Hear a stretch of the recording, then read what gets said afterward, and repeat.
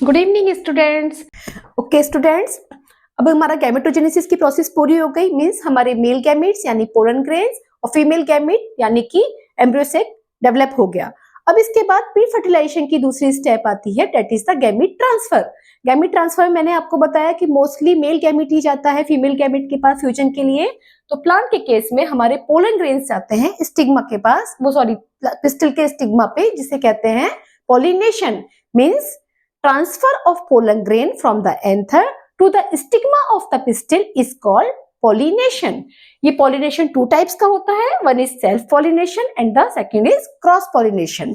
Self pollination में क्या होता है, जो पोलन ग्रेन जो आते हैं या तो वो एक ही फ्लावर के, सेम फ्लावर के एंथर से उसी की पिस्टिल की स्टिग्मा पे ट्रांसफर होते हैं, ये भी सेल्फ पॉलिनेशन है। या फिर वो एक ही प्लांट के दूसरे फ्लावर के, एक फ्लावर से दूसरे फ्लावर की पिस्टिल पर ट्रांसफर होते हैं, that is also a self pollination. और क्रॉस पॉलिनेशन में क्या डिफरेंस होता है, क्रॉस पॉलिनेशन में क्या होता है कि जब एक प्लांट के पोलन ग्रेन दूसरे प्लांट के फ्लावर के पिस्टिल के स्टिग्मा पे जाते हैं तो इसको बोलते हैं क्रॉस पॉलिनेशन। इस सेल्फ पॉलिनेशन का जेनेटिकल मेकअप सेम होता है, बिकॉज इसी प्लांट के मेल गैमेट इसी प्लांट के फीमेल गैमेट से फ्यूजन होकर फर्टिलाइज हो रहे हैं, मतलब आगे का प्लांट बना रहे हैं फ्यूजन होकर। और क्रॉस पॉलिनेशन में एक प्लांट के एक फ्लावर के एंथर या एक फ्लावर के पोलन ग्रेन्स ट्रांसफर हो रहे हैं दूसरे प्लांट के फ्लावर के स्टिग्मा पर, मतलब इनका जो फ्यूजन है टू डिफरेंट टाइप के प्लांट्स में बीच में हो रहा है, तो they are genetically different, they may produce some variation in their offspring, तो this is called cross pollination। अच्छा, एक चीज, ये सेल्फ पॉलिनेशन हो गया, क्रॉस पॉलिनेशन हो गया। अब पॉलिनेशन को टू डिफरेंट टाइप से भी डिवाइड करते हैं, depend upon the source of pollen grains. हम पॉलिनेशन को थ्री टाइप्स में डिवाइड कर सकते हैं, ऑटोगेमी, जियोटोगेमी एंड जीनोगेमी। ऑटोगेमी में क्या होता है कि आपके जो पोलन ग्रेन्स हैं वो सेम फ्लावर के स्टिग्मा पे जाके ट्रांसफर होते हैं और उनका फ्यूजन होता है। इस प्रोसेस में ये जरूरी है कि जो आपके पोलन ग्रेन्स और पिस्टिल का डेवलपमेंट है उसके अंदर सिंक्रोनी पाई जाए, मतलब सेम टाइम पर वो दोनों सेम टाइम पर डेवलप हो सके, जिससे कि उनका ये आगे पॉलिनेशन और फर्टिलाइजेशन की प्रोसेस हो सके। ऑटोगेमी जब होती है तो टू टाइप्स के फ्लावर हो सकते हैं, first is chasmogamous and the second one is the cleistogamous. इन दोनों फ्लावर में क्या डिफरेंस है, चेस्मोगैमस में क्या होता है कि आपके जो फीमेल पार्ट है, मतलब आपके स्टेमन और पिस्टिल एक्सपोज कंडीशन में होता है, एक्सपोज फ्लावर होता है। और क्लिस्टोगैमस में क्या होता है, क्लिस्टोगैमस में क्या होता है कि ये फ्लावर क्लोज्ड होता है, लाइक बड होता है, इसके जो एंथर हैं और आपके जो स्टिग्मा है ये क्लोज फ्लावर के अंदर है, इट मीन्स ये क्लोजली अंदर ही अंदर सेम उससे फर्टिलाइज कर ट्रांसफर होते हैं, फर्टिलाइजेशन होता है। क्लिस्टोगैमस जो होता है ट्रूली ऑटोगैमस होता है, इट मींस ये क्लोज होता है तो कोई चांस ही नहीं है क्रॉस फर्टिलाइजेशन का, और इसमें ट्रूली सीड सेट होता है, मतलब आपका सीड सेट होना में कोई सर्वाइवल का या उसका कोई कंपटीशन का कोई प्रॉब्लम ही नहीं है, इसमें होता ही होता है।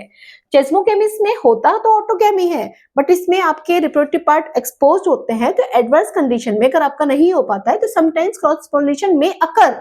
ओके, अभी मैंने आपको बताया कि ऑटोगैमी में टू टाइप के फ्लावर बनते हैं, चेस्मोगैमी एंड क्लिस्टोगैमी। तो कुछ एग्जांपल हैं लाइक वायोला, कॉमनलाइना, ऑक्जेलिस प्लांट, इनमें क्या होता है दोनों टाइप के फ्लावर प्रोड्यूस हो सकते हैं। नेक्स्ट आता है जिटोगैमी।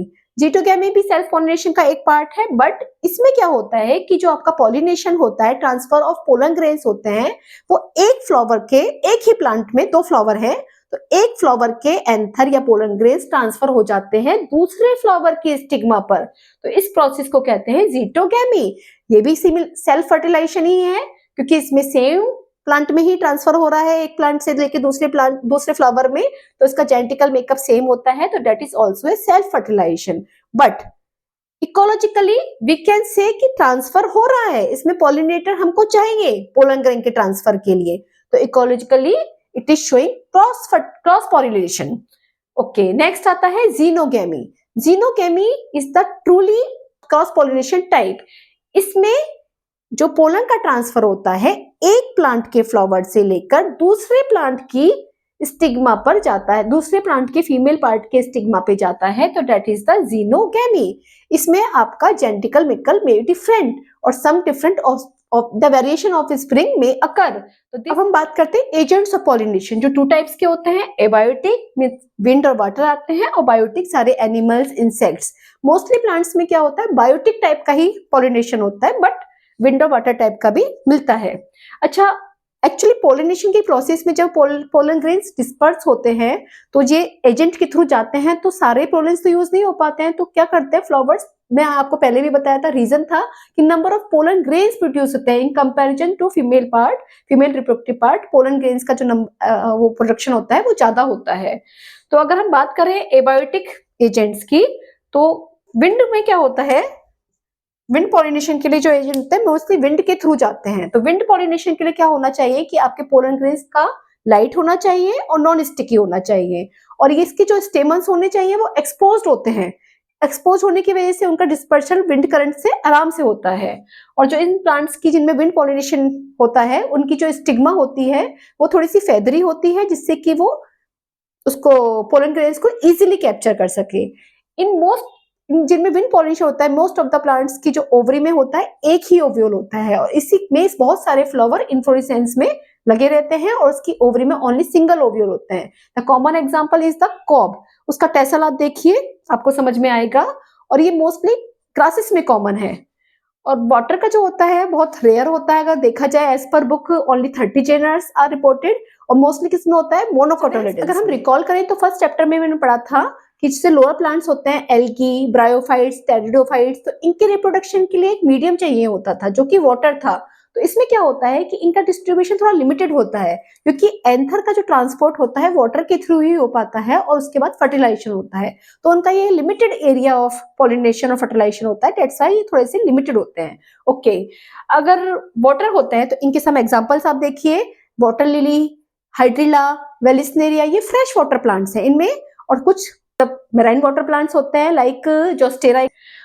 अगर वाटर में कुछ प्लांट्स, जो मोस्टली प्लांट्स होते हैं, वाटर लिली, वाटर हाइसिंथ, इसमें जो इनके फीमेल फ्लावर होते हैं वो वाटर के ऊपर ही इमर्ज रहते हैं। तो ये इनमें फॉर द लैंड प्राइस की तरह पॉलिनेशन हो सकता है, और मेल और फीमेल फ्लावर पानी के सरफेस के ऊपर होते हैं, तो सेम टाइप ऑफ पॉलिनेशन भी होता है। And the second aquatic plant का बात करें, जैसे कि आपका वेलिस्नेरिया है, इसमें क्या होता है, आपका फीमेल फ्लावर लॉन्ग स्टॉक के थ्रू वाटर की सरफेस पे आ जाता है। तो आपके पोलन ग्रेन्स भी मेल फ्लावर के थ्रू वाटर की सरफेस पे ही रिलीज होते हैं, और वो वाटर करंट्स के थ्रू स्टिग्मा पर पहुंच पाते हैं। और एक और प्लांट टाइप है सी ग्रास। सी ग्रास में क्या होता है कि आपका फीमेल फ्लावर जो है वो वाटर के अंदर ही सबमर्ज कंडीशन में रहता है। तो उस कंडीशन में आपका मेल फ्लावर भी पोलन ग्रेन्स वाटर के अंदर ही रिलीज करता है, और वाटर करंट्स के थ्रू ही वो स्टिग्मा के कांटेक्ट में आकर पॉलिनेशन होता है और उनका फर्टिलाइजेशन होता है। इन एक्वेटिक प्लांट्स में जो होते हैं, इनके पोलन ग्रेन्स में एक म्यूसिलेजिनस कवरिंग होती है, जिससे कि वो वेटिंग से प्रोटेक्टेड रहते हैं और सिंपली पॉलिनेशन की प्रोसेस कर पाते हैं। स्टूडेंट्स, अगर हम बायोटिक एजेंट्स ऑफ पॉलिनेशन की बात करें तो मैं आपको बता दूं कि मोस्ट ऑफ द फ्लावर में जो हमारा पॉलिनेशन होता है वो बायोटिक एजेंट्स के थ्रू ही होता है। तो number of insects, some birds, bats is also a very good biotic pollinator, some primates जो mostly tree dwelling होते हैं, और some rodents किसका वर्क करते हैं as a biotic agent of pollinators. इनमें है बायोटिक टाइप ऑफ पॉलिनेशन होता है, इसमें फ्लावर बड़ा कलरफुल सा, फ्रेग्रेंट और बड़ा ब्यूटीफुली अरेंज्ड होता है। तो इसकी वजह से क्या होता है, ये इंसेक्ट और एनिमल्स अट्रैक्ट होते हैं। जब ये इंटरेक्ट होते हैं तो इसमें इनको मिलता है फ्लावर से थोड़ा नेक्टर और पोलन ग्रेन्स। ये पोलन ग्रेन्स इनकी बॉडी से स्टिक हो जाता है, क्योंकि ये पोलन ग्रेन्स स्टिकी होते हैं।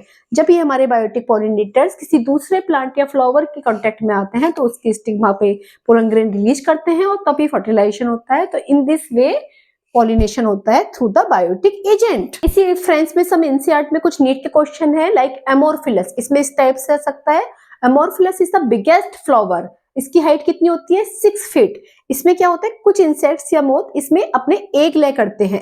एक सेकंड एग्जांपल है मोथ एंड यक्का प्लांट्स का। यक्का प्लांट के ओव्यूल में मोथ अपने एग्स को ले करता है। जब ये फर्टिलाइज होकर फूड प्रोडक्शन की प्रोसेस में आता है तभी इसके एग लार्वा बनाकर बाहर निकलते हैं। These are very good important question for the NEET.